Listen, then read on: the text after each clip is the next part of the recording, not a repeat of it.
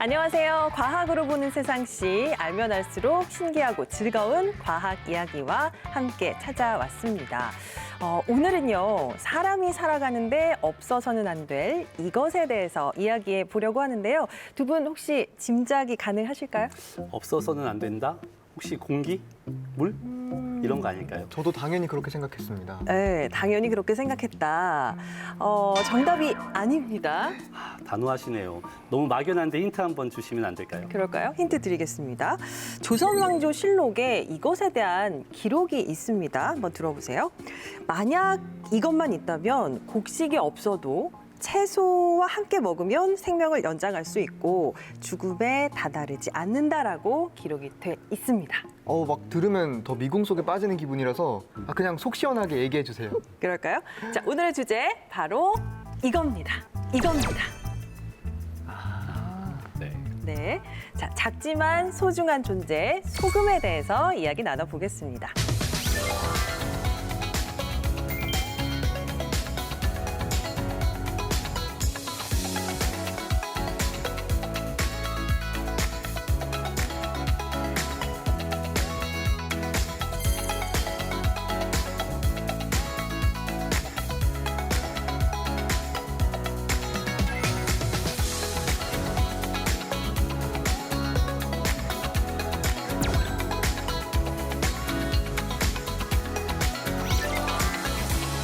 소금과 과학 어떤 연관성이 있을까요? 이분들과 함께 이야기 나눠보겠습니다. 자, 각자 자기소개 부탁드릴게요.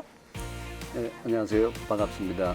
저는 충남대학교 화학과에서 주로 분석화학을 전공했기 때문에 소금을 분석하는 김계호 교수입니다. 반갑습니다. 오늘 소금에 대해서 낱낱이 분석을 해주실 예정이고요. 예, 역시 자기소개 부탁드릴게요. 예, 안녕하십니까.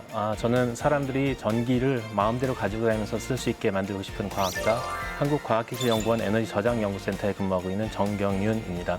반갑습니다. 이계호 교수님께서는 태초 먹거리 학교의 학교장을 맡고 계시잖아요. 많은 분들께서 소금에 대해서 궁금해하고 물어보실 것 같아요. 어떻게 얘기하세요? 그렇죠. 많은 분들이 이제 소금에 대해서 뭐 어떤 소금을 어느 정도 얼마나 먹어야 되느냐, 과연 고염식이 나쁘냐, 진짜 저염식이 나쁘냐 이런 부분들에 대해서 굉장히 많은 그 질문을 하시는데 요즘 보면 조금 잘못된 그 정보들이 많이 이렇게 오고 가는 것 같아요. 그래서 이번 시간을 통해서 소금에 대해서 좀 올바른 정보가 전달이 되었으면 좋겠습니다. 예. 우리 정경윤 센터장님께서는 한국과학기술연구원 에너지저장연구센터에 계시잖아요.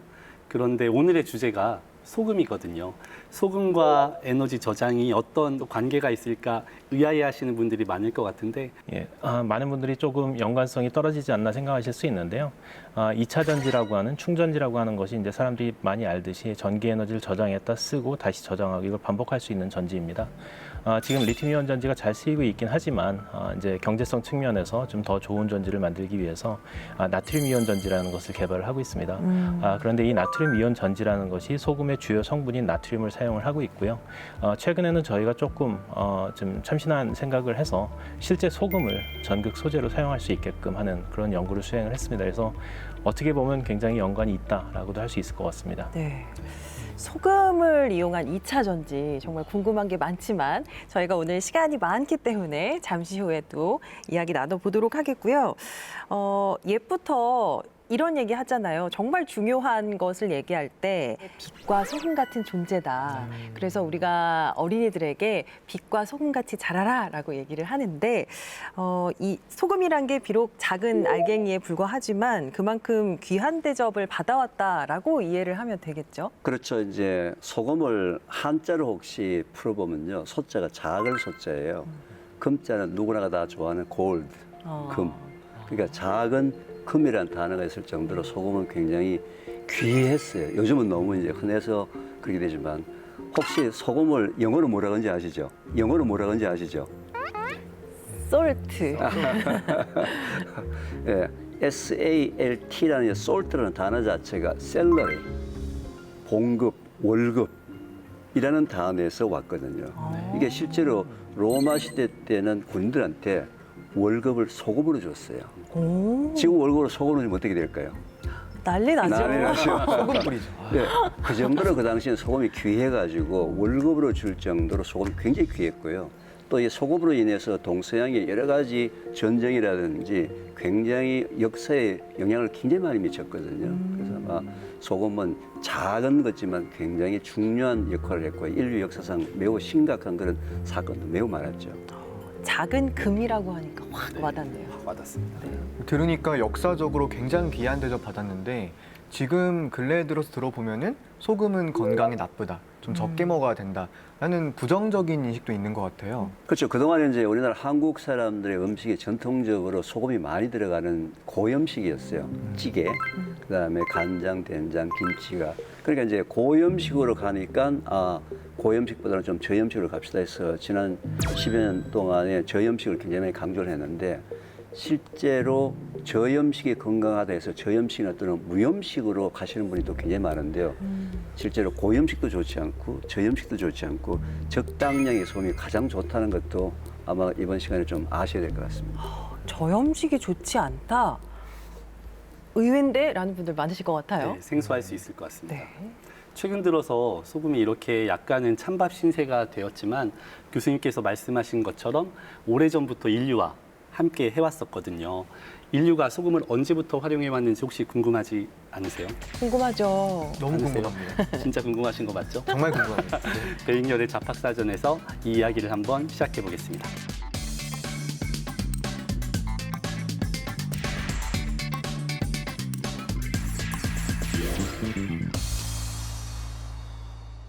인류가 소금을 언제부터 먹었는지 정확히는 알 수 없지만 수렵 생활을 하던 때에 또 물고기, 동물을 사냥해 먹으면서 그 속에 있는 소금 성분을 자연스럽게 섭취했을 것으로 추측을 하고 있습니다. 그러다가 농경 생활을 하게 되었고 소금이 필요하게 되면서 인류 문명이 그 4대 발상지가 있는데 모두 농사가 가능하고 주변에 소금이 나는 강 하류에서 발원을 하게 되죠. 잘 살펴보면 소금 섭취 외에 고대 문명에서도 소금이 중요하게 쓰였던 사용처가 있다고 하는데요. 혹시 제가 사진을 하나 보내드릴 테니까 네. 한번 받아보시기 바랍니다. 네. 바로 이겁니다. 어. 다 받으셨나요? 네.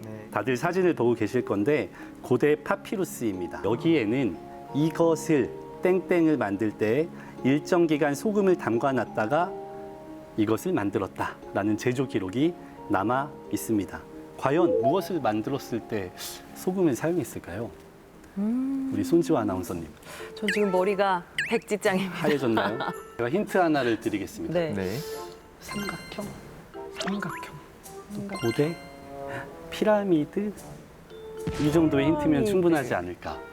센터장님 네. 혹시 생각나시는 게 있으실까요? 아마도 미라를 얘기하시는 게 아닐까 싶습니다. 미라 나왔습니다. 혹시 또 다른 의견 있을까요?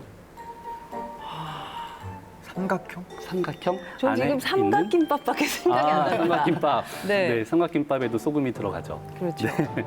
정답은 바로 역시 센터장님 미라 맞습니다. 어, 네, 센터장님 미라를 만들 때 소금을 어떻게 활용한 건가요? 피라미드 안에 이제 미라들이 발견이 되잖아요. 근데 고대 이집트인들은 사람의 사후 세계가 있다라고 믿었다고 합니다. 그래서 이제 이 사후 세계로 영혼이 갔다가 나중에 한참 시간이 지나면 그 영혼이 다시 자기 원래의 몸으로 돌아와서 다시 부활을 한다라고 생각을 했대요. 그렇기 때문에 이집트 사람들은 사후에도 죽은 다음에도 그 시신을 보존하는 게 굉장히 중요한 일이었고요. 특히나 이제 부유층이나 상류층 사람들은 어떤 형태로든 이 시신을 보존하기 위해서 많이 노력을 했습니다. 그래서 이제 그 사람들이 찾아낸 방법이 그 나일강 하류에서 이제 나트론이라는 걸 채취를 해서 장기들을 빼내고 거기를 나트론으로 채워서 여기서 이제 수분을 쫙 빼내서 이제 보존 처리가 될 수 있게끔 만드는 작업을 미라 작업이라고 합니다. 근데 이 나트론이라는 게 뭐냐 하면 실제로 그거의 구성 성분은 탄산 나트륨, 탄산수소 나트륨, 염화 나트륨, 그다음에 황산 나트륨이 같이 섞여 있는 그런 물질입니다. 그 안에 보면 이제 염화 나트륨이라는 게 이제 소금의 성분이고요. 나머지 것들도 다 소금에서 만들어지는 그런 물질들입니다. 그래서 이 나트론이라는 성분이 농도가 높기 때문에 수분을 다 뽑아내는 그런 역할을 했고요. 우리가 요즘 쓰고 있는 나트륨이라는 용어 그것도 이제 나트론에서부터 이제 와서 우리가 나트륨이라고 부르고 있다라고 얘기를 합니다. 그런데 우리나라에서도 귀중한 문화유산을 만들고 보존하는데 소금을 활용한 사례가 있다고 하던데요. 고려 후기에 이제 팔만대장경을 만들 때 이제 소금을 사용을 했습니다. 그래서 팔만대장경을 만들 때는 일단은 좋은 나무, 그러니까 3번 나무나 자작나무 그 이외에 한 10여 종 정도의 나무를 사용했다고 그러더라고요. 그러면 그 팔만대장경을 만들기 위한 나무를 가져와서 바닷물에다가 한 3년 정도 보관을 했대요.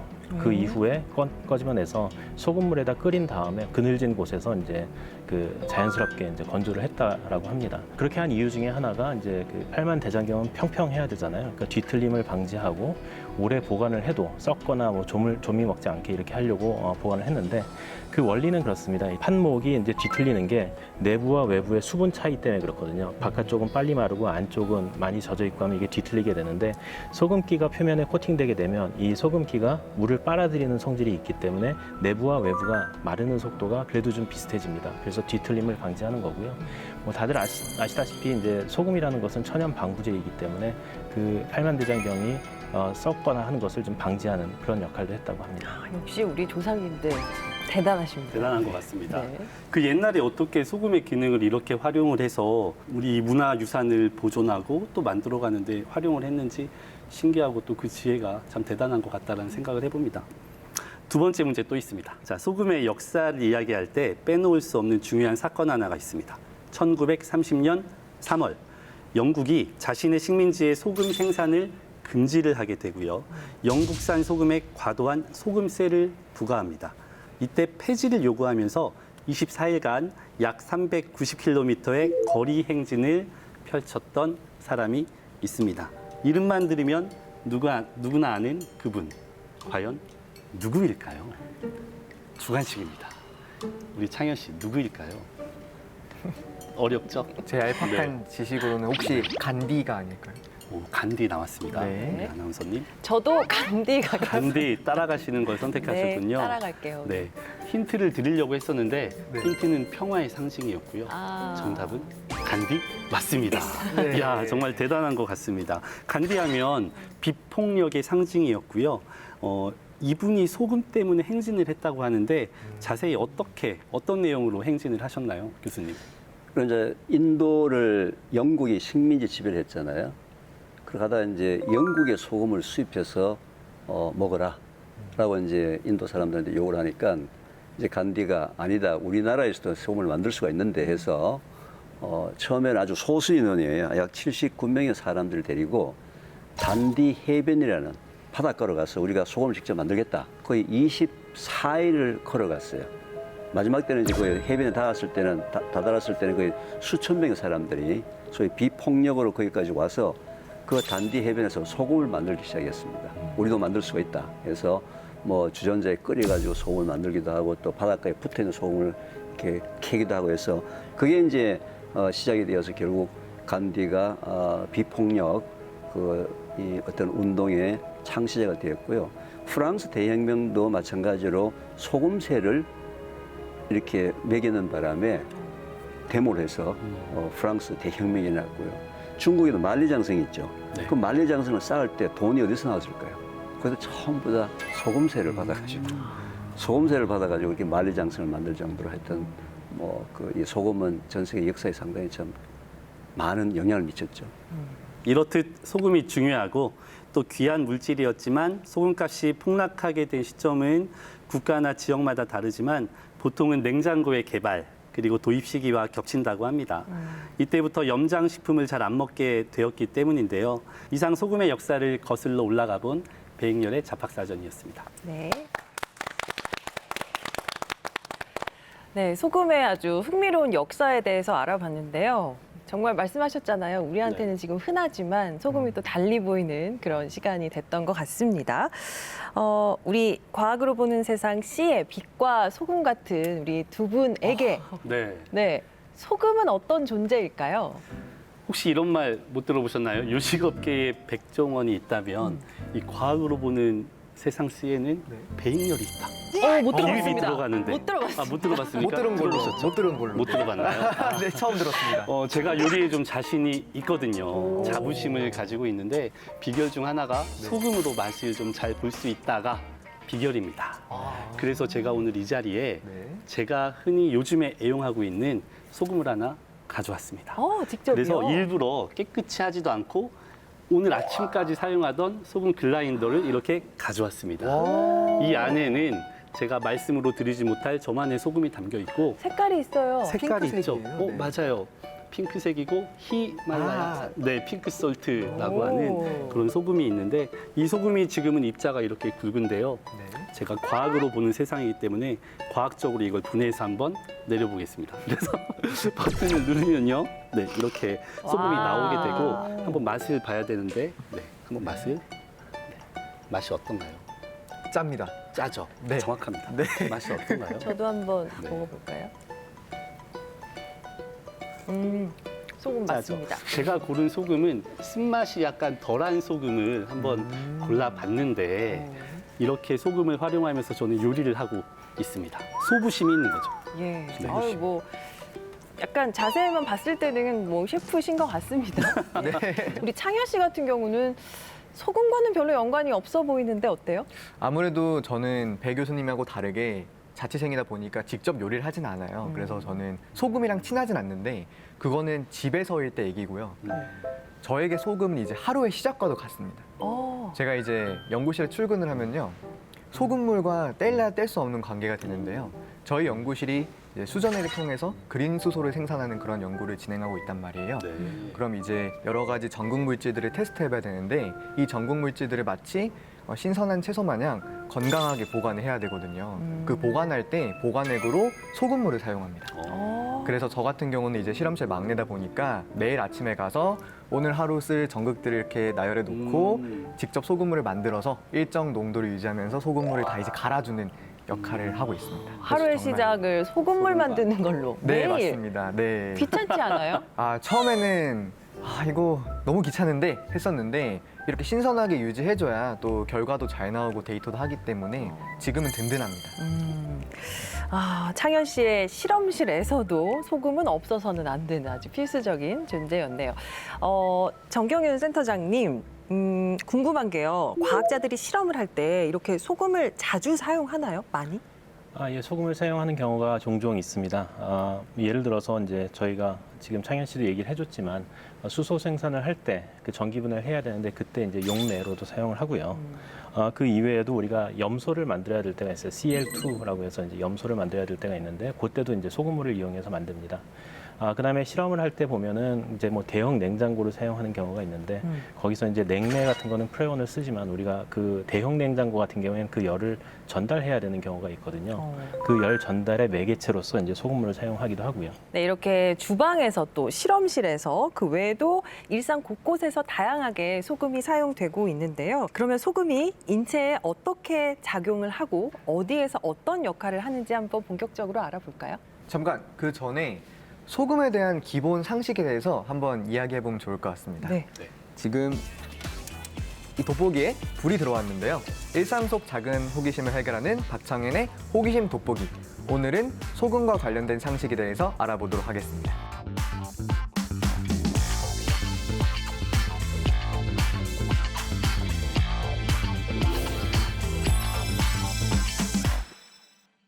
먼저 두 분께 한번 질문을 드려보도록 하겠습니다. 소금, 영어로는 salt라고 하는데요. 이 소금의 화학식, 즉 화학명은 뭘까요? 저 조금 알 것 같아요. NaCl. 아닐까요? 네, 맞습니다. 소듐 클로라이드라고 하는 NaCl, 많이 익숙한 이름인데요. 오늘은 이 NaCl, 소금과 관련된 키워드를 제가 한번 모아봤습니다. 네. 키워드는 다음과 같습니다. 네. 보이시나요? 네. 염화나트륨, 나트륨, 소듐, 염분 이렇게 네 가지 키워드가 있는데요. 이 네 가지 키워드를 들으면 보통 좀 굉장히 헷갈려요. 되게 비슷한 의미이기도 하고 그래서 그것에 대해서 구분하는 방법을 네. 박사님께 여쭤보고 싶습니다. 예, 그 염화 나트륨, 나트륨, 소디움, 염분을 말씀하셨는데 이제 네. 소금의 주요 성분을 보시면은 염화 나트륨입니다. NaCl로 표기되는 염화 나트륨이 대부분을 차지를 하고 있고요. 그 성분을 보시면 대략 나트륨이 40% 정도가 되고요. 대략 60% 정도가 이제 염소, CL이 차지를 하고 있고요. 나머지 이제 소량의 무기질과 수분이 0.1% 정도를 차지를 하고 있습니다. 그래서 이제 소금을 자세히 보시면 주요 성분은 NaCl이 되는 거고요. 근데 또 다른 키워드 중에 이제 나트륨하고 소디움이 있는데 이 나트륨과 소디움은 사실은 같은 겁니다. 우리가 부르는 방법이 다른 거고요. 화학명으로는 나트륨이라는 걸 주로 썼었는데 영어로는 이제 주로 소디움이라고 얘기를 합니다. 그래서 우리가 일상생활에서 얘기할 때는 어떤 게 맞냐 뭐 이런 얘기했는데 2014년부터 이제 그 대한화학회에서 소디움을 우리가 정식 용어로 사용하는 것으로 이렇게 정했습니다. 이 나트륨의 특성을 한번 보시면 나트륨은 실제로는 금속입니다. 그러니까 금속 물질인데 굉장히 대기 중에서 불안정하기 때문에 우리 지구상에서 발견되는 것은 금속 형태로 발견되지는 않고요. 대부분이 소금의 형태, NaCl의 형태로 발견이 됩니다. 근데 이 나트륨이 얼마나 많이 존재를 하냐 하면 우리 지각상에서 대략 2.27% 정도를 차지하고 있습니다. 지구상에 있는 어떤 원소들을 쫙 나열을 해보면 7번째로 많은 그런 물질이고요. 그 다음에 금속 중에서는 알루미늄, 철, 칼슘, 마그네슘, 칼륨 다음에 6번째로 많은 그런 금속입니다. 그 다음 키워드로서 이제 염분이라고 하는 것이 있는데 이 염분은 얼마만큼의 소금이 있냐를 정하는 거라고 보시면 됩니다. 그래서 물 1kg 안에 몇 g의 소금이 녹아 있나 그거를 따지는 것을 우리가 염분이라는 단어로 사용을 하게 됩니다. 너무 명쾌히 설명해 주셨습니다. 네, 맞습니다. 염화나트륨, 나트륨, 소듐, 염분에 대한 차이점을 알아봤고요. 다음 키워드로 넘어가 보도록 하겠습니다. 다음 키워드는 바로 이겁니다. 숫자죠. 네. 0.9%. 음. 사실 이제 배익렬 교수님은 간호학과 교수님이시다 보니까 너무 친근하실 것 같고요. 이 0.9%라는 의미가 어떤 의미일 것 같나요? 또 저에게 질문을 하시는 건데 오늘 질문 풍년이네요. 네. 0.9%. 뭐 중요한 수치인 것 같습니다. 네, 굉장히 중요합니다. 네. 굉장히 중요하고. 우리 몸에서는 네. 등장성 용액이라고 하거든요. 네. 우리 몸의 전해질과 가장 같은 농도의 용액이 그 전해질 퍼센트가 0.9%다. 네, 맞습니다. 배 교수님께서 너무 잘 설명해 주셨는데요. 이계열 교수님께서 추가적으로 설명해 주시면 좋을 것 같습니다. 우리 인체의 체중의 약 70%가 물로 구성이 되어 있는데 그냥 물이 아니고 염분의 농도, 즉 나트륨의 농도가 0.9% 정도로 되어 있는 용액이거든요. 이 0.9%로 되어 있어야지만 우리 인체의 모든 혈액이라든지 액체가 자기 기능을 제대로 할 수도 있고요. 또 이제 임산부의 그 태아들도 그 자궁 속에 양수 안에 있다고 그러잖아요. 그죠? 물 속에 떠 있는데 그 양수도 마찬가지 0.9%의 염분의 농도를 유지하고 있거든요. 소금의 농도를 유지하고 있고요. 여러분 아프거나 또는 뭐 힘이 없거나 병원에 가게 되면 제일 먼저 링거라는 거 이렇게 맞지 않습니까? 네, 맞습니다. 그 링거가 기본이 0.9%의 생리 식염수가 기본이 되어 있어요. 그래서 0.9%는 너무너무 중요한 생명에 관련된 퍼센티지가 0.9%다. 꼭 기억하시기 바랍니다. 0.9% 꼭 기억해야 될 것 같습니다. 네. 즉 우리 몸의 체액은 모두 0.9% 농도의 소금물이라는 건데 어쩐지 눈물, 콧물, 소변 이런 것도 다 0.9%겠네요. 눈물이 짠 이유가 있었군요. 네, 그런데 제가 들어보니까 우리가 운동할 때 마시는 이온 음료도 아까 소금물이라고 하셨는데 그럼 이온 음료의 농도도 0.9%가 되는 건가요? 우리가 운동을 많이 해서 땀을 흘리게 되면 우리 몸속에서 여러 가지 이제 전해질의 농도, 특히 나트륨이 아까 눈물도 땀도 짜다 그랬잖아요. 그죠? 네. 짠 성분이 바깥으로 나가는데 물만 먹게 되면은 우리 혈액의 전해질의 농도가, 염분의 농도가 낮아질 수 있기 때문에 그래서 여름철에 땀을 많이 흘리는 사람한테 뭘 같이 먹으라고 그러죠? 소금을 같이 먹으라고 얘기하는데 그게 이제 상업적으로 소금 이외에 몇 가지 칼슘, 나트륨, 뭐 마그네슘, 뭐 칼륨 같은 몇 가지의 전해질 원소 이온들을 이제 같이 물 속에 집어넣는 것이 이온 음료이기 때문에 조금 더 회복이 좀 더 빨리 되겠죠, 그죠? 예, 물만 먹는 것보다는. 이렇게 0.9%의 의미에 대해서 제대로 알아봤는데요. 오늘의 알쏭달쏭 박창현의 호기심 돋보기 여기서 마치도록 하겠습니다. 감사합니다. 0.9% 꼭 기억을 해야 될 것 같습니다. 오늘부터는. 자, 이제 우리 몸과 소금의 관계, 소금 섭취와 관련된 얘기를 좀 나눠보도록 할까요? 소금이 우리 건강을 지키는데 교수님 말씀처럼 굉장히 중요한 역할을 한다는 건 이제 알았잖아요. 그런데 조금 더 구체적으로 어떤 역할을 하는지 궁금합니다. 소금의 역할은 우리 인체 내에서 가장 많이 작용하는 부분이 뭐냐면 물의 이동에 관련되는 부분이에요. 왜냐하면 소금은 물을 품는 기능을 갖고 있고요. 반대로 칼륨을 물을 빼내는 기능을 서로 갖고 있기 때문에 품는 기능과 빼내는 기능 두 가지 기능의 역할을 잘 맞추려면은 나트륨의 농도가 정확하게 농도가 맞아야 되거든요. 그런데 우리나라의 전통 음식들이 다 고염식이잖아요. 네. 김치라든지 뭐 찌개, 특히 찌개류의 탕의 찌개에 그게 맛이 되려면 소금 양이 엄청 많이 들어가야 되거든요.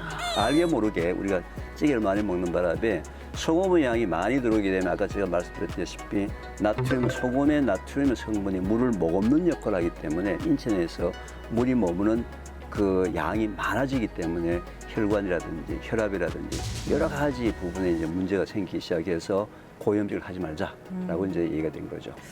찌개 얘기하실 때 많이 찔렸습니다. 찌개를 많이 먹거든요, 제가. 좀 그러네요. 줄여야 될 것 같다는 생각이 들었고, 우리나라 사람들이 말씀하신 대로 좀 짜게 먹는 편이라고 하잖아요. 실제로 통계를 살펴보니까 세계보건기구에서 정한 하루 소금 섭취량이 성인 기준으로 5g인데요. 보통 우리가 쉽게 티스푼, 한 스푼 정도의 양이라고 합니다. 나트륨으로 환산하게 되면 소금의 40%니까 아마도 한 2g 정도가 해당되는 일일 것 같은데, 하지만 현재 우리나라 국민의 하루 평균 소금 섭취량은 무려 9.72g이나 됩니다. 나트륨 섭취량은 3.89g으로 권장치의 2배 이른다고 하네요. 네. 아니 하루 소금 권장 섭취량이 티스푼 하나라고요? 저는 점심 때 설렁탕을 먹었는데 거기에도 벌써 티 한 스푼 이렇게 소금을 넣었거든요. 그쵸. 간을 맞추기 위해서.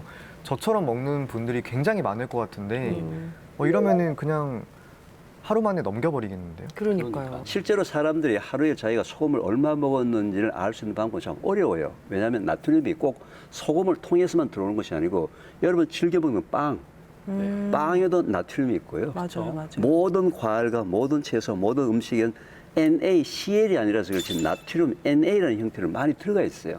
그렇기 때문에 그거를 정확하게 자기가 하루에 총 얼마를 먹는다는 것은 상당히 어렵지만 실제로 이제 그 부분을 많이 먹는지 작게 먹는지는 자기 몸에서 나타나는 반응을 보고서 자기가 스스로 좀 조정을 해야 될 것 같아요. 저희 어머니는 그런 얘기 하십니다. 소금 많이 먹으면 물이 땡긴다. 물이 땡긴다는 건 네가 짜게 먹었다는 얘기다. 그 얘기 많이 하셨어요. 저녁에 이제 뭔가 짠 음식을 먹고 나면 아침에 가면 퉁퉁 붓는다. 네. 라는 얘기가 뭐냐면 소금을 많이 먹은 만큼 이제 물이 빠져나가지 못하고 물이 체내에 머물기 때문에 그런 거거든요. 이렇게 짜게 먹는 것도 문제가 되지만 또 너무 싱겁게 먹어도 건강에 좋지 않다고 하던데요. 전 세계에서 있잖아요. 마라톤 시합을 하는 마라토너들이 많이 사망을 한 케이스가 많습니다. 물을 너무 많이 먹어서. 또는 참 무식하게도 물 먹기 시합도 그동안 사람들이 했어요. 화장실에 오래 안 가고 참으면서 물 많이 먹는 사람들. 그런데 이제 갑자기 그 나트륨의 농도가 낮아질 정도로 물의 양을 너무 많이 먹거나 저염식을 너무 많이 하거나 무염식을 너무 많이 하게 되면 혈액 속에 나트륨의 농도가 정상치보다 낮아지는 증상, 그걸 저나트륨 혈증이라고 얘기하거든요. 저나트륨 혈증이 되게 되면 전개발성이 작아지면서 힘이 없어져요. 그렇게 하다가 이제 나중에 결국은 이제 심장에 전기가 공급이 안 되니까 거의 되게 심장마비, 쇼크사가 오는 경우가 있는데, 물론 우리나라 전통 음식이 고염식이기 때문에 저염식을 먹자 이 말은 맞거든요. 그런데 잘못된 상식은 저염식이 건강식이다, 이건 아닌 것 같아요. 소금 아까 세계보건기구에서 제시하는 식으로 하루에 5g의 소금 적당량을 꼭 먹어줘야지만 된다. 근데 이제 저염식 먹는 사람의 특징이 있어요. 물을 많이 먹거나 또 채소를 많이 먹어요. 그쵸. 채소의 특징이 채소는 나트륨이 거의 없고 칼륨이 거의 대부분이거든요. 네. 그래서 이 채식 동물들인 양이나 염소들은 반드시 소금을 먹어야 되거든요. 걔네들이 산을 돌아다니면서 그 소금 먹으러 다니거든요. 그리고 아니면 이제 목동에 반드시 양이나 염소에게 정기적으로 소금을 먹여줘야 되거든요. 그래서 너무 저염식이 건강하다라는 것은 아니다라는 사실을 좀 인식을 좀 바꿔줬으면 좋겠습니다. 아니 오히려 이제 의도적으로 소금을 먹어야 되는 거네요. 그럼 그러니까. 아까 교수님이 갈아주신 그 소금 이렇게 찍어 먹으면 되는 건가요? 여기 아까처럼? 있습니다. 네. 저는 이제 그 하루에 소금을 얼마 먹는지 잘 모르고 물을 먹잖아요. 그럼 저는 이렇게 소금을 갖고 다녀요. 이렇게 이제 갖고 다니다가 물에다가 조금씩 타서 네. 물에다가 타서 흔들어서 물을 마시는 식으로 우와. 저는 조금씩 왜냐하면 아무래도 여름철이 되다 보니까 네. 땀을 흘리는 경우도 많이 있고 네. 또 이제 의도적으로 국물을 제가 좀 많이 안 먹는 편이거든요. 아까 국물 좋아하신다 그랬는데 네. 국물을 많이 안 먹다 보니까 다른 사람들보다는 또 이제 채식도 좋아하고 하니까 다른 사람들보다는 이제 나트륨이 들어오는 이제 양이 작을 것 같아서 의도적으로 갖고 다니면서 저는 물을 먹을 때 같이 조금씩 넣어서 약간 짜다는 걸 느끼지 않을 정도로만 조금씩 보충해 주는 것도 괜찮은 방법이더라고요. 예. 저 이렇게 소금을 가지고 다니시는 분은 처음 뵀어요. 저도 소금 이렇게 가지고 다니는데. 아, 예. 이거는 많은 분들이 갖고 다녀요. 그렇군요. 예. 센터장님, 소금이 단순하게 뭐 요리를 할 때 짠맛을 내는 거 이외에도 뭐 보관을 한다든지 이렇게 다양하게 쓰이고 있는데 이게 다 소금이 가진 화학적인 성질 때문이라면서요? 일단 기본적으로 소금이 이제 물에 녹으면 Na 플러스하고 Cl 마이너스, 그러니까 나트륨 이온과 염소 이온으로 분리가 되게 됩니다. 근데 얘네들은 이제 이온화가 돼서 이것들이 약간 전기를 통해 주는 역할도 하고요. 그에 더해서 이온으로 돼 있기 때문에 얘네들이 움직이기가 굉장히 편합니다. 그래서 음식 속에 잘 침투해서 들어가고 여러 가지 작용을 하게 되죠. 그래서 일단 기본적으로 저희가 생각할 수 있는 게 이제 삼투압 현상을 얘기를 할 수 있을 것 같아요. 이 삼투압이라는 건 뭐냐면 여기에 이제 소금이 한쪽에 있고 반대편에 없다면 삼투압 현상은 농도가 낮은 쪽에서 높은 쪽으로 이동하는 역할을 하게 됩니다. 예를 들면 뭐 자반고등어나 이런 것들 우리 소금 뿌리잖아요, 고등어에다. 네. 그럼 그때 어떤 현상이 일어나게 되냐면 이 고등어 안에 있는 수분이 농도가 높은 이 소금 쪽으로 바깥쪽으로 나오게 돼요. 그렇기 때문에 그 고등어에서 수분을 빼주고 이 수분을 쫙 빼주면은 어떤 일이 일어나냐면 미생물들이 거기서 이제 살기가 어렵게 만들어줍니다. 그래서 이제 음식들을 오래 보관할 수 있게 하는 그런 방법으로 활용이 되고요. 그거를 저희가 이제 염장법이라고 얘기를 하죠. 그 이외에도 이제 저희가 소금을 뭐 삼겹살이나 이런 데 저희가 소금 찍어 먹기도 하잖아요. 근데 삼겹살 같은 데 뿌리면 걔네들이 소금이 이제 단백질의 응고 작용을 만들거든요. 그래서 그걸 통해서 액틴이나 미오신, 미오겐 등 근육 단백질을 응고시키고 걔네들이 밖으로 빠져나오지 않게끔 해줘요. 응고를 시켰기 때문에. 그래서 이제 그것들이 이제 맛에 영향을 주는 성분들인데 걔네들이 안 빠져나오니까 우리가 조금 더 맛있게 먹을 수 있는 그런 현상들이 있습니다. 회식할 때 삼겹살 많이 먹는데 이런 얘기 해야겠어요? 아는 척 해야죠, 이제. 이게 다 소금의 화학적 성질 덕분에 맛있어지는 거다. 이런 얘기 한번 해야 되겠네요. 오늘 한번 해보고 싶네요. 오늘요? 네. 좋습니다.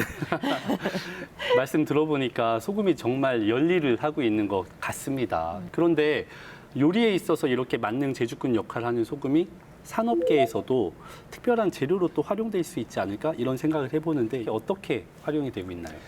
일반적으로는 우리가 소금을 먹는 거로 생각을 하고 있는데요. 실질적으로는 산업에 굉장히 많이 사용이 되고 있습니다. 앞서 말씀드린 방부제 역할 당연히 하고 있고요. 소금은 이제 유황, 석회암, 석탄, 석유와 더불어서 화학공업의 5대 원료로서 자리를 잡고 있습니다. 일단 예를 들면 NaCl 자체로 사용되는 것을 예를 든다면은 일단 얼음을 녹이는 작업 혹은 안 얼게 하는 작업들에 많이 쓰이게 됩니다. 우리가 도로에 염화칼슘 뿌리잖아요. 근데 그 염화칼슘 외에 소금을 사용하는 경우도 있습니다. NaCl을 사용하는 경우도 있고요. 더 중요하게는 항공기에 추운 지방에서 이제 비행기가 날아가면 표면에 얼음이 생기는데 그것들을 다 없애줘야 되거든요. 그걸 없애는 작업에도 소금을 직접적으로 사용을 합니다. NaCl이라는 걸 사용을 하고요. 근데 그보다 더 중요한 게 어떤 화학공업의 원료로 많이 사용이 됩니다. 솔베이 공법이라는 게 있는데요. 그 솔베이 공법으로 NaCl, 그러니까 소금하고 그다음에 탄산 칼슘을 같이 섞어서 반응을 시키게 되면 거기서 탄산 나트륨하고 염화칼슘이 나오게 됩니다. 그러니까 탄산 나트륨과 염화칼슘이 상당히 많은 데 쓰이는데 염화칼슘을 말씀드렸듯이 우리 겨울에 도로에 이제 얼음 제거하는데 그런 데도 많이 쓰이고 있고요. 또 다른 거 나오는 탄산 나트륨 같은 경우에는 유리나 우리가 얘기한 소다, 그 가성 소다 있잖아요. 그 소다나 염료 등의 주요 원료로 사용이 되게 됩니다. 그래서 굉장히 많은 데 쓰이고 있고요. 또 이제 재밌는 것 중에 하나가 가로등 중에 하얀색도 있고 약간 노란빛 나는 주황색빛 나는 그런 가로등도 있잖아요. 그런 가로등, 주황빛 나는 가로등에는 나트륨이 들어가 있습니다. 나트륨의 불꽃색이 주황색이기 때문에 그 나트륨을 첨가를 하게 되면 색깔이 그렇게 주황빛으로 나타나게 되고요. 저는 그동안 소금 하면 그냥 먹는 조미료 소금만 생각했었는데 정말 다방면에 많이 사용되고 있다는 거 오늘 또 하나 알아갑니다. 교수님, 많은 분들이 궁금해하시는 것들 중에 하나가 이제 그러면 어떤 소금을 골라야 하냐라는 거거든요. 워낙 요즘 소금 종류도 다양하고 가격이 다양하던데 어떤 거 골라야 될까요? 하여튼 지금 현재 상업적으로 판매되고 있는 소금의 종류는 굉장히 많이 나와 있어요. 나와 있는데 실제로 알아보면 딱 두 가지 종류로 그냥 구분이 돼요. 두 가지로.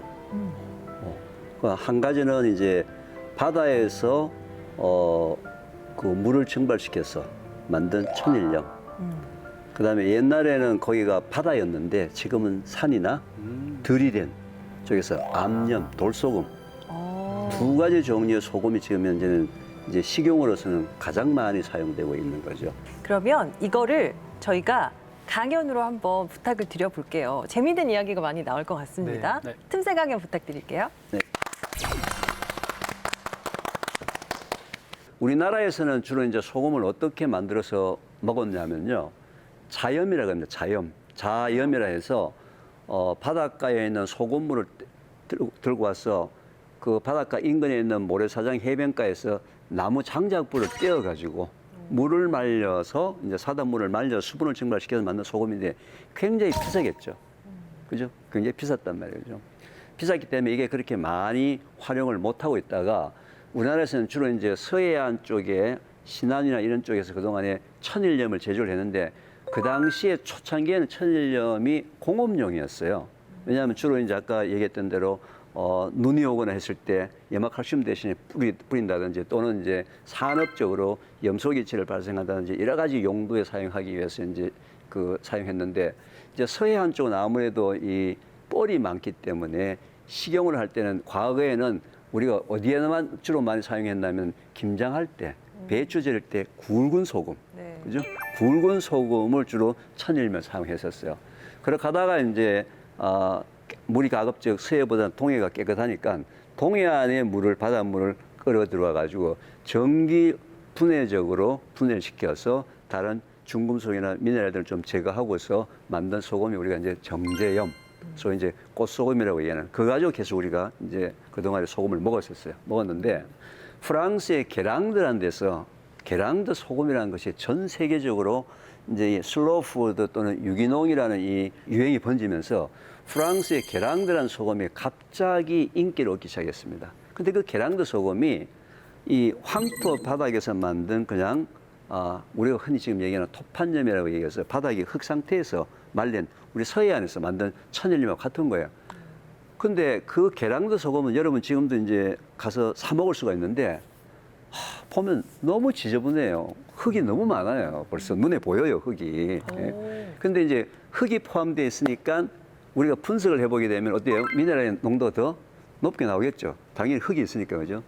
이게 어떻게 이제 건강에 좋다라고 알려져 가지고 이게 프리미엄 소금이 돼서 이제 전 세계적으로 이 게랑드 소금, 천일염 소금이 유행을 하다 보니까 우리나라에서도 그러면은 천일염을 산업용으로만 사용하지 말고 식용으로 사용하자 해서 이제 근래 들어와서 이제 이 천일염을 식용으로 이제 바꿔가지고 지금 현재 우리가 생산을 하고 있어요. 근데 소금이 우리 인체에 굉장히 중요한 것은 단순히 나트륨이나 이런 것들을 우리한테 공급해 주는 것이 아니라 소금 속에는 대략 우리가 분석을 해보면요. 미네랄의 종류가 약 90가지가 포함이 되어 있어요. 이 지구상에 존재하는 모든 종류의 미네랄이 전부 다 어디에 있어요? 소금물 속에 있다고요. 모든 미네랄. 그 속에는 농도가 많은 것도 있고 농도가 작은 것도 있고 그 속에 농도가 많은 것들, 작은 것들을 가지고 균형을 이루고 있기 때문에 그 90여 가지 미네랄이 우리 몸속으로 들어왔을 때 우리 몸이 정상적으로 기능을 한다는 거예요. 그 모든 미네랄들을 인간에게 공급할 수 있는 유일한 공급원이 바로 소금이에요. 그 다음에 이제 돌소금에 대한 부분들은 보면 아까도 이제 그 핑크색, 뭐 다들 이제 핑크색이니까 뭐 신기하다. 또는 어떤 경우는 푸른색이 나는 경우도 있고요. 또 어떤 경우는 자주 색깔 나는 경우 있고 색깔이 다양하게 나는 부분을 가지고 이걸 이제 굉장히 신기하다 이렇게 얘기하는데 신기할 게 아무도 없어요. 왜냐하면 돌소금이라는 얘기는 그 속에 어마어마한 긴 시간 동안에 어마어마한 압력에 눌려가지고 근데 거기에 각 지역마다 포함되어 있는 미네랄의 종류에 따라서 어떤 것들은 분홍색이 나타나기도 하고 어떤 것들은 자주 색깔 나기도 하고 그래서 미네랄이 무엇이 들어있느냐에 따라서 색깔이 다르기 때문에 거기 들어있는 양은 매우 미미하기 때문에 아무런 영향이 없어요. 없는데 이제 이게 또 눈으로 보는 게 또 그죠? 시각이 또 미각을 좌지우지하기 때문에 뭔가 이제 상업적으로 이렇게 좀 얘기해서 그렇지. 오늘 제 결론은 뭐냐면요. 소금은 소금이다.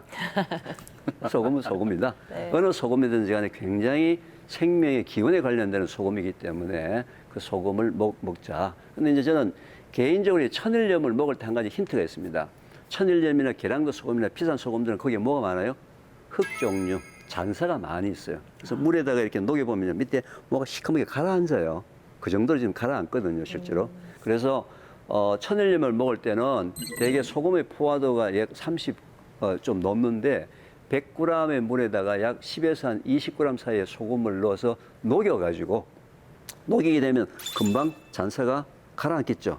그러면은 위에 깨끗한 물만 떠내서 반찬으로 하든지 소금물 하든지 뭐 이렇게 활용하는 것이 저는 좋다고 얘기합니다. 소금의 종류는 뭐 이렇습니다. 소금은 소금이다. 너무 그렇게 이것저것 뭐 신기하게 생각 안 하셔도 될 것 같습니다. 네. 저도 궁금한 게 하나가 있는데요. 사람들이 이제 소금물로 양치질을 하잖아요. 심한 경우에 이제 소금 알갱이 갖다 이렇게 문지르기도 하는데 맞아요. 진짜 그런 거로 진짜 이빨이 깨끗해지나요? 어떻게 되나요? 이빨이 깨끗해지냐 아니지냐 하는 부분들에 대해서는 의사 선생님, 특히 치과 의사 선생님들은 좀 반대를 갖고 계세요. 왜냐하면 치약 속에 연마제가 있거든요. 연마제가 있어야지만 이렇게 좀 잘 치아 표면이나 뭐 이런 걸 이렇게 치석이나 이런 것들을 들러붙는 걸 방지할 수 있다라고 얘기하는데 이제 거꾸로 이제 그 연마제가 실제로 우리가 먹었을 때 인체에 소위 우리가 얘기하는 미세 요즘 플라스틱도 얘기 나오잖아요. 미세 입자거든요. 미세 입자인데 이 미세 입자가 우리 인체에 들어갔을 때 어떤 영향이 있느냐 하는 부분을 좀 걱정하시는 분이잖아요. 일반 치약을 입에 넣고 양치질 하고 하는데 물론 10번, 20번을 헹구세요. 그런 분들에게 가장 좋은 게 바로 이 소금물로 양치하는 방법이에요. 일단은 소금물을 약 한 20% 정도 소금물을 만듭니다. 그냥 조그마한 컵에 한 뭐 100cc짜리 컵에다가 만들어서는 거기다가 칫솔을 그냥 거꾸로 꽂아놔요, 이렇게. 거꾸로 꽂아놨다가 그냥 빼서 양치질 하는 거죠. 그냥 소금물로 양치질 하고 난 다음에 다시 이걸 칫솔을 깨끗이 세척하고 다시 소금물에다가 꽂아 넣는 거죠. 그러면 뭐 자연적으로 또 방부가 되니까. 그렇게 해서 이 소금물은 일주일이나 또는 2주일마다 한 번씩 교환을 해주게 되면요. 뭐 저는 소금물로 지금까지 양치질을 하는 데 있어서는 전혀 아무런 부담감을 못 느끼겠더라고요. 교수님이 실제로 그렇게 하고 계신 거예요? 네, 실제로 그렇게 하고 있어요. 근데 그게 가장 좋은 게 뭔지 아세요? 치약으로 양치질 하고 난 다음에 그다음에 사과를 먹으면요. 참 맛이 이상해요. 사과 맛이. 맛이 없죠. 모든 종류의 음식들의 쓰죠. 맛이 이상한데 소금물로 양치를 하고 난 다음에 음식을 먹으면 너무 맛있는 거 있죠. 살찌겠는데요. 자, 이제는 정경윤 센터장님의 분야로 가보도록 하겠습니다. 처음에 소금을 활용해서 2차 전지를 만들고 계시다, 연구하고 계시다고 하셨잖아요. 소금으로 전지를 만드는 게 가능한 거예요? 어렵은데 가능합니다. 일단 2차 전지라는 게 이제 전기 에너지를 저장하고 여러 번 충전해서 사용할 수 있는 그런 장치를 얘기를 하는데요. 우리 흔히 알고 있는 리튬이온 전지, 요즘 전기 자동차에 들어가고 핸드폰에 쓰고 있는 그게 이제 리튬이온 전지인데요. 근데 이제 뭐 다들 아시다시피 리튬이 구하기가 조금 힘들어요. 가격이 좀 비싸고 그 이외에도 뭐 좀 한계점들이 조금씩은 존재를 하고요. 근데 나트륨으로 만약에 이걸 바꾸게 되면은 일단 1차적인 장점은 가격이 많이 싸질 수가 있습니다. 많이라는 게 어느 정도를 얘기하시는 거예요? 그 금액적인 부분은 제가 정확히 숫자는 모르지만 최소한 몇십 배 차이가 아마 날 겁니다. 이 예를 들겠습니다. 바닷물 속에 5kg 되는 5세제곱킬로미터 안에 있는 나트륨의 양이 지구상에 존재하는 리튬의 양과 맞먹습니다. 그래서 굉장히 구하기 쉬운 거고요. 제가 어느 기업이랑 얘기를 하다 보니까 바닷물 속에서 구하기 쉽다 얘기를 했더니 차라리 호주나 이런 데서 암염으로 들여오는 게 더 싸다라는 얘기를 하더라고요. 그러니까 굉장히 구하기 쉽다는 얘기예요.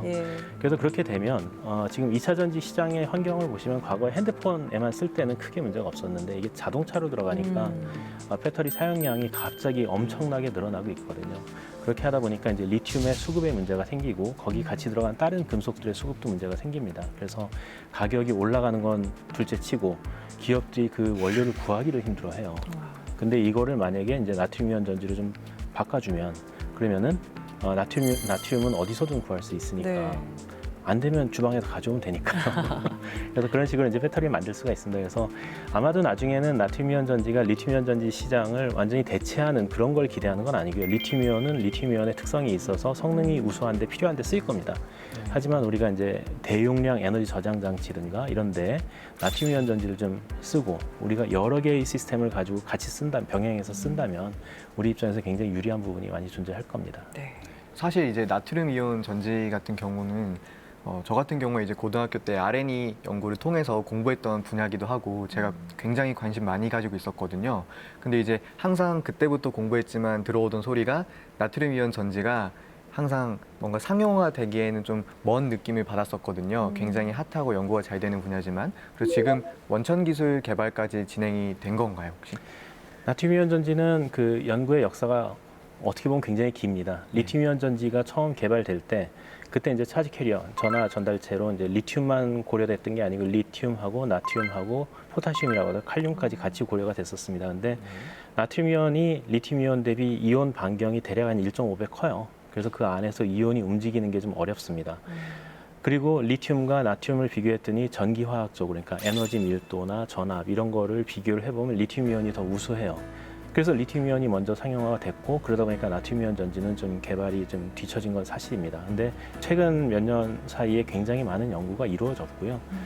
지금 시기를 본다면은 뭔가 하나 브레이크스루 기술, 돌파 기술 하나 나오면 상용화 바로 될 수도 있는 그런 단계라고 생각은 되는데 그 돌파 기술이 언제 나올지 모르기 때문에 상용화 시점을 정확하게 얘기할 수는 없습니다. 근데 일부 기업들에서도 지금 관심을 가지고 있기 때문에 아주 머지않은 미래에 뭔가가 나오지 않을까 이렇게 기대를 하고 있습니다. 예, 센터장님 기대하시는 것처럼 예. 나트륨 이온 전지가 머지않아서 우리 생활에서 아주 맹활약할 수 있기를 바라겠습니다. 저희 배터리 연구하는 연구자들이 굉장히 열심히 하고 있으니까 많이 응원해 주시고 네, 많은 기대해 주시기 바랍니다. 네, 응원하겠습니다. 자, 교수님 오늘 또 많은 생각하셨을 텐데 네. 그래서 소금은 뭔가요? 오늘 두 분의 말씀을 듣고 보니까 소금이란 이렇게 정리를 해봤습니다.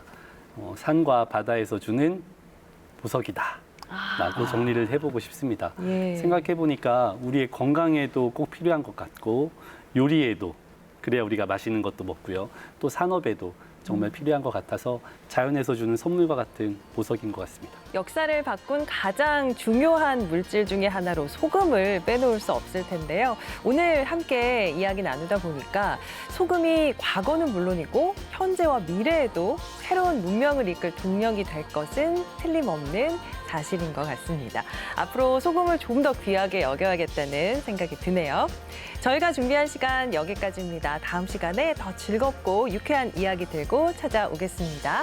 다 같이 인사할까요? 과학으로 보는 세상, 씨!